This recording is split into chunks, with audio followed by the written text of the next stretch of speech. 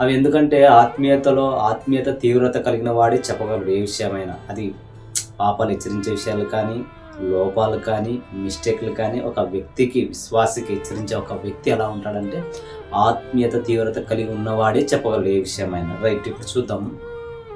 చాలామంది స్నేహితులు కానీ, ఆత్మీయులు కానీ, ఆత్మీయ బంధంలో కానీ కొన్ని విషయాలు చెప్తారు. ఏ విషయాలు చెప్పాలి, ఏ విషయాలు చెప్పకూడదు అనే విషయాలు మీరు ఖచ్చితంగా తెలుసుకోవాలి. అదేమిటంటే ఏదైనా మనలో ఖచ్చితంగా అపవాది గాడు ఖచ్చితంగా గాలం వేస్తాడు. పక్షి చూచుచుండగా వల వేయటం వ్యర్థమని తెలిసి కూడా వాడు ఎలా ప్లాన్ వేయాలో మనకు తెలియకోకుండానే వేస్తాడు. ఆ మాయలో పడిపోయి చివరికి మనము దేవునికి దూరం అయిపోయి జీవితాంతం బాధపడే వాళ్ళు చాలామంది ఉంటారు. కాబట్టి అలాంటి వారికి ఒక విషయం చెప్తాను. అదేమిటంటే మీరు ఏదైనా మిస్టేక్లు చేసినా, ఒకవేళ పాపం వైపు అడుగులు వేస్తున్నప్పటికీ ఎవరికి చెప్పాలో ఎవరికి చెప్పకూడదో ఖచ్చితంగా మీరు జాగ్రత్తగా ఉండాలి. ఎందుకంటే ఎవరు నమ్మకూడదు అని తెలియని పరిస్థితుల్లో మనం మనుషుల మధ్య బ్రతుకుతున్నాం. కాబట్టి నేను ఏమంటానంటే యాకోబు పత్రికలో ఒక మాట ఉంటుంది. యాకోబు పత్రిక 5వ అధ్యాయము 16వ వచనం మీరు చూసినట్లయితే, మీ పాపములను ఒకనితో ఒకడు ఒప్పుకొనిడి అని చెప్తున్నారు. అంటే మీ పాపములు, మీ లోపాలు ఏదైనా మిస్టేక్ చేసి ఉంటే ఖచ్చితంగా ఒకరితో ఒకడు ఒప్పుకొనిడి అనికేసి అంటాడు. నిజానికి మనం ఎవరితో ఒప్పుకోవాలి? ఆత్మీయ బంధంతో ఉన్నవారికి, ఆత్మీయ స్నేహితులతో ఉన్నవారికి మనము ఒప్పుకోవాలి. కరెక్టే. ఈ రోజుల్లో ఒప్పుకున్న రహస్యాలు అవి అక్కడి దాకా మిగిలిపోతాయా? ఎవరికి చెప్తే అటు వరకే ఉంటాయి, ఎవరికి చెప్తే పబ్లిసిటీ అవుతావు అనేది కూడా ఖచ్చితంగా మన పాపాల విషయంలో ఖచ్చితంగా తెలుసుకోవాలని. నమ్మకమైన స్నేహితులతో పంచుకోవాలి ఏ విషయమైనా కూడా. నమ్మకమైన ఆత్మీయ విశ్వాసులు వారితో మీరు పంచుకోవాలి తప్ప వారితో పడితే మీరు పంచుకోకూడదు. పంచుకుంటే ఏమవుతుందంటే మీకున్న ఏదైతే బలహీనలు ఉంటాయో అవన్నీ బయటకు పెట్టి మీ ఆత్మీయ జీవితానికి దెబ్బ పడే విధంగా ఉంటుంది. కాబట్టి మీరు జాగ్రత్తగా పడాలి. కాబట్టి నేనేమంటానంటే ఒకవేళ చెప్పింటే ఎవరికి చెప్పాలి? సరే, నమ్మిన స్నేహితునికి నువ్వు చెప్పావు అనుకో. ఒకవేళ వాడు బయటికి చెప్పాడు అనుకో, ఎందుకు చెప్పాడు? చెప్పాల్సిన అవసరం ఏముంది? మరి ఎలాంటి వారికి చెప్పాలి అనే విషయాలు మీకు ఒక విషయం చెప్తాను, గుర్తుపెట్టుకోండి. సంఘంలో 5 మంది వ్యక్తులు ఉన్నారు. సరే, 4 అనుకోండి. అంటే 4 వ్యక్తుల్లోనూ సంఘ పెద్దలు వీళ్ళు ఏం చేస్తారంటే, సరేరా మనం దేవుని పట్ల ఆత్మీయత పట్ల బ్రతుకుతున్నాం కదా, మనలో ఖచ్చితంగా మరి యాకోబు గారు చెప్పారు కాబట్టి మనలో మనం పాపాలు ఒప్పుకోవాలని ఆ సంఘంలో కూడుకొని ప్రేయర్ అంతా అయిపోయింది. చివరికి ఆ సంఘంలో ఉండే సంఘ పెద్దలు కూడుకొని మోకరించి అదే మన అందరి ముందర ఒప్పుకుందామని మోకరించి ప్రార్థన మొదటి వ్యక్తి చేయాలి. ఆ ప్రార్థనలో మనం అందరూ ఎదుట ఒప్పుకోవాలని చెప్తాడు అనమాట. ఏమని?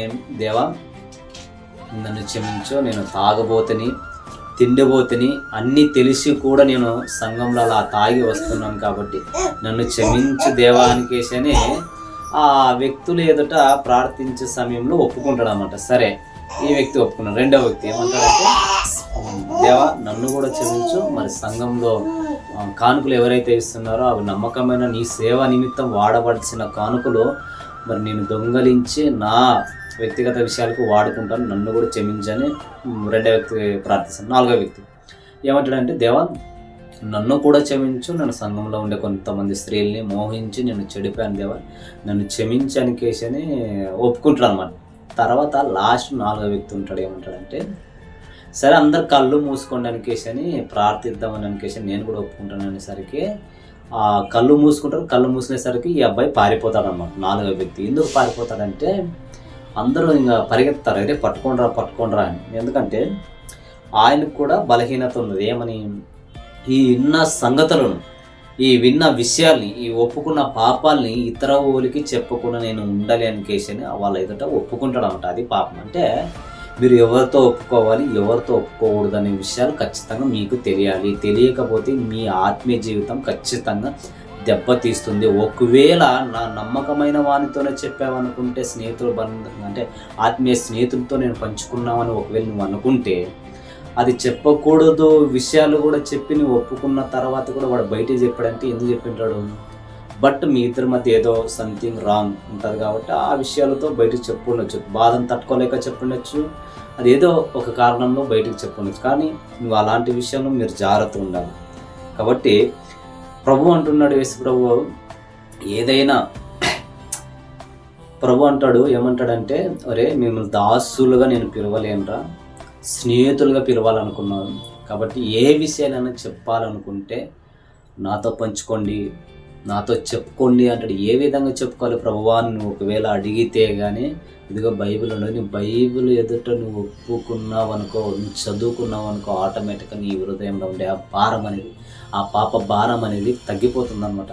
సరే, నాకు బైబిల్ చదివినా నాకు ఆత్మీయత అదే, యేసు ప్రభు మాటలు విన్నా చదివినా కూడా నా పాపము భారం అనేది నాకు తగ్గట్లేదంటే నీ స్నేహితుడు ఒకడు ఉంటాడు. ఆయన ఎవరు? దావీదుకి యోనాతాను ఏ విధంగా అయితే నమ్మకంగా స్నేహితుడు ఉన్నాడో అలాంటి స్నేహితుడు నీ జీవితంలో ఉంటే ఖచ్చితంగా ఒప్పుకో. అది ఎలా ఒప్పుకుంటావు అంటే, నీ ప్రయాసపడు, అదే ప్రాయచిత్తం పడు, ఏడ్చుకుంటూ కన్నులు విడిచారు, నేను ఇలా చేశాను, నేను ఏం చేయాలో తెలియక ఒకవేళ అలాంటి బాధలో ఉన్నప్పటికీ నీ స్నేహితుడిని చెప్పుకో. ఏదో నీ స్నేహితుడు సలహా ఇస్తాడు. ఆత్మీయత తీవ్రత కలిగిన వాడు మాత్రమే సహాయపడతాడు, సలహా ఇస్తాడు తప్ప ఎవరికి పడితే వాళ్ళకి చెప్పకూడదు.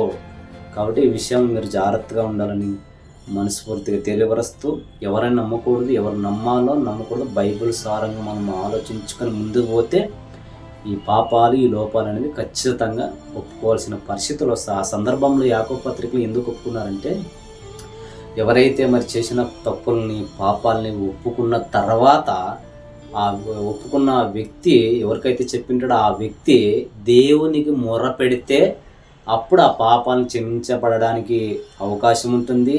వారి జీవితంలో సలహా, అదే మంచి దారిని వెతుక్కోవడానికి దేవుడు ఏదో ఒక రూపంలో సహాయపడుతుందనే ఆ విషయాలు చెప్పాడు తప్ప ఆయన మాట్లాడతాడు ఏమని, విశ్వాసహితమైన ప్రార్థన అంటే రోగిని స్వస్థపరుస్తుంది అంటాడు. ఏదైతే మన పాపాలు ఒప్పుకుని ఇతర వ్యక్తి దేవుణ్ణి మొర్ర పెడతాడో అప్పుడు మన పాపాలు క్షమించబడడానికి అవకాశం ఉంటుంది. మన ఆదరణగా, ఆత్మీయంగా బలపడడానికి అవకాశం ఉంటుందనే ఆ రోజు ఒకరితో ఒకరు పాపాలు ఒప్పుకున్నారన్న సంగతి మీరు మర్చిపోవద్దండి. కాబట్టి ఈ విషయాన్ని అర్థం చేసుకొని ఆత్మీయ జీవితాన్ని కాపాడుకోవాలని మనస్ఫూర్తిగా తెలియపరుస్తూ అందరికీ వందనాలండి.